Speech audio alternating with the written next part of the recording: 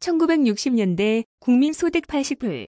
아프리카의 몇몇 빈민국들을 제외하면 거의 최빈국에 속하던 대한민국은 불과 50여년의 시간이 흐른 현재 세계 10위권의 경제력을 지닌 선진국의 반열에 올라서는 저력을 보여주었습니다. 하지만 우리나라 국민들 중 소수의 몇몇 사람들은 스스로 우리나라를 폄하하며 오늘날 우리나라의 위상을 바로 보려 하지 않는데요. 세계의 여러 나라가 우리나라가 짧은 시간에 일으키는 경제 성장을 경외하며 우리의 그린 한글을 위대하다 칭송하고 단결력 있고 모범적이면서도 질서 있는 우리나라 국민의 성숙하고 민주적인 모습의 갈채를 보내는 것이 밖에서 보는 우리나라의 현재 모습입니다. 오늘은 우리나라에서 15년간 기자 생활을 한 영국의 마이클 브린이라는 기자가 한국인을 말한다라는 자신의 저서에 쓴 이국인의 시선으로 바라본 한국의 모습에 대해 소개해볼까 합니다.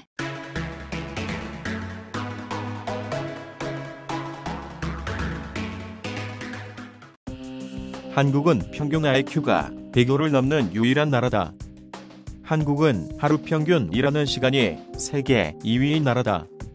한국은 하루 평균 일하는 시간이 세계 2위임에도 불구하고 없는 시간을 쪼개 하루 평균 노는 시간 또한 세계 3위인 잠이 없는 나라다.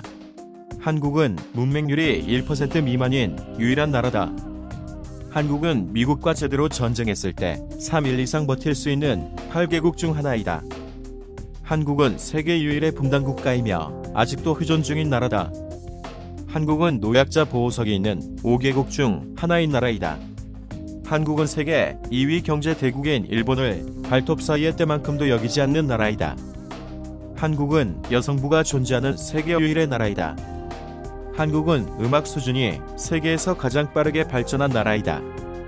한국은 세계 지하철 평가 순위 1위로 청결함과 편리함이 세계 최고 수준인 나라이다. 한국은 세계 봉사국 순위 4위인 나라이다. 한국은 문자가 없는 나라들에게 유엔에서 제공하는 문자인 한글을 만들고 사용하는 나라이다. 한국은 역사상 가장 짧은 시간 안에 IMF를 극복해 세계를 경화시킨 나라이다. 한국은 유럽에서 조사한 세계 여자 미모 순위에서 1위를 기록한 나라이다. 한국은 미국 여자 프로골프 상위 100명 중 30명을 보유한 나라이다. 한국은 세계 10대 거대 도시 중 하나의 도시를 보유하고 있는 나라이다. 한국은 세계 4대 강국을 우습게 하는 배짱이 있는 나라이다. 한국은 인터넷과 TV, 초고속 통신망이 세계 최고인 나라이다. 한국은 세계에서 가장 많은 발음을 표기할 수 있는 문자를 가진 나라이다. 한국은 세계 각국 유수 대학의 우등생 자리를 휩쓸고 있는 나라이다. 한국인은 유태인을 게으름뱅이로 보이게 하는 유일한 민족이다. 그들은 까칠하고 비판적이며 전문가 뺨치는 정보력으로 무정하고 있다. 한국은 세계에서 가장 기가 센 민족으로 강한 사람이나 강한 나라 사람을 부를 때 뒤에 놈자를 붙이고는 하지만 약소국들에게는 관대하다. 한국의 사냐는 음양이 강하게 충돌하기 때문에 기가 강할 수밖에 없다. 한중일 3국 중 한국의 진달래가 가장 예쁘고 인삼의 질도 월등하며 물맛도 최고이고 한국 음식은 정말 맛있다. 한국의 한우보다 맛있는 고기는 없다. 한국의 독립운동사를 보면 한국인이 세계에서 가장 기가 강한 민족이라는 것을 알 수 있다. 중국은 광활한 대륙, 끝없는 사막, 넓은 고원을 언급하며 스스로를 대인이라고 부르지만 천만의 말씀이다. 얼핏 대륙에서 태어난 중국인이 마음도 넓고 강할 것 같지만 결정적으로 보면 한국보다 기가 약하다.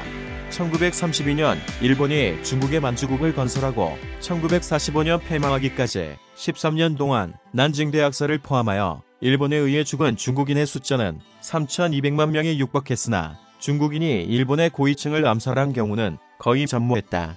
그에 비해 한국은 만 35년 동안 32,000명가량이 죽어 중국 폐학살자의 1000분의 1에 불과했지만 한국의 일본 고위층 암살 시도와 성공 횟수는 놀랄 정도로 많다.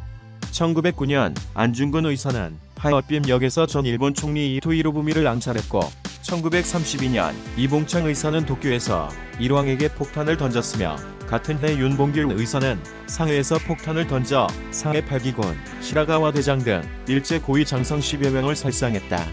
또한 1926년에는 나석주 의사가 민족경제파탄의 주범인 동양철학식 주식회사에 폭탄을 투척하고 조선철도회사에서 일본인을 저격한 뒤 자살했다. 1950년 해방될 무렵 한국은 파키스탄의 제철 공장으로 기술기낙을 까고 필리핀으로 유학을 떠났었으나 이제는 역으로 그들이 한국으로 배우러 온다. 국력으로 치자면 끝에서 두세 번째 하던 나라가 이제 세계 10위권에 다다르고 있으니 당연한 일이다.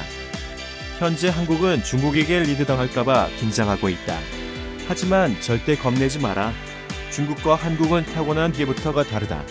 세계 IT 최강국의 타이틀은 아무나 갖는 이름이 아니다. 어느 정도의 난관이 있을지는 모르지만 틀림없이 이를 극복하고 도약하리라 믿는다.